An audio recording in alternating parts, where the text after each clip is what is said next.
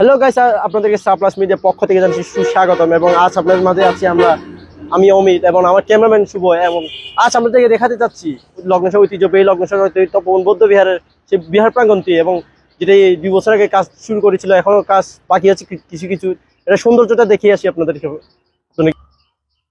আসুন আপনাদের মাঝে এখন দেখিয়ে আসি।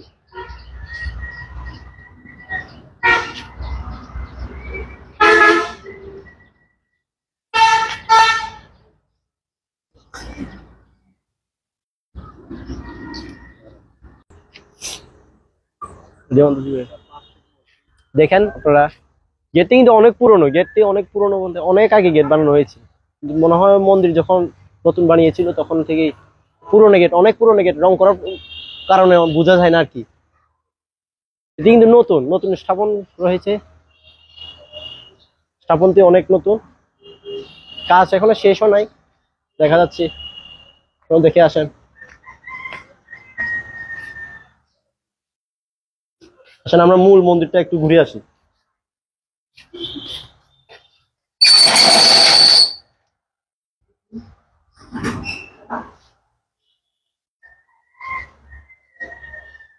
এটা মনে হয় যিনি প্রতিষ্ঠান করেছিলেন বাবু শিশির বড়ুয়া, পুনর্জটি লাইট অফিস বুদ্ধিস্ট অ্যাসোসিয়েশন, যে যার হাত ধরে লগ্নেশ্বর হৃতগৃহীত বৌদ্ধ বিহারটি প্রথম তলা থেকে চূড়া পর্যন্ত কাজ চলিতেছে মনে হয় ইউএস এর।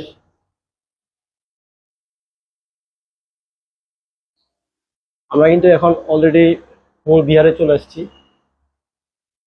এখন আমরা ভিতরটা একটু পরিদর্শন করে আসি।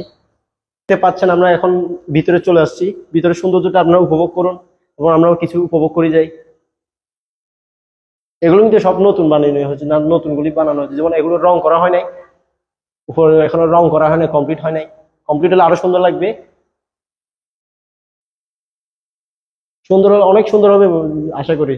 এটা যার হাত ধরে বানিয়েছে তাদেরকে কৃতজ্ঞতা জানাই। লগ্নেশ্বর হৃত বৌদ্ধ বিহার এবং তার লগ্নেশ্বর হৃত বৌদ্ধ বিহারের দায়ক দায়িকার যে উপাসক উপাসিকা, তাদের পক্ষ থেকে যে যার হাত ধরে লগ্নেশ্বর হৃত বৌদ্ধ বিহারটা উপস্থাপন হচ্ছে, মানে তৈরি হচ্ছে, তাকেও কৃতজ্ঞতা জানাই যে অনেক সুন্দর বানানো হচ্ছে। আশা করি তাড়াতাড়ি কাজ শেষ হবে, আমরাও এই আশাবাদী রয়ে গেলাম। ধন্যবাদ আপনাদেরকে। এবং আরো কিছু জিনিস আছে, যেমন এই দরজার কারুকাজটা কিন্তু আমার মনে হয় কেন জানি এটা বাইরের দেশে থেকে কারিগর আনানো হয়েছে। এটা কিন্তু অনেক সুন্দর। যেমন এই কাজটা কিন্তু অনেক কঠিন, এগুলো সহজে কাজ করা যায় না। আপনারা দেখতে পাচ্ছেন এগুলা অনেক সুন্দর হচ্ছে, কিন্তু দরজাগুলো কিন্তু অনেক সুন্দর।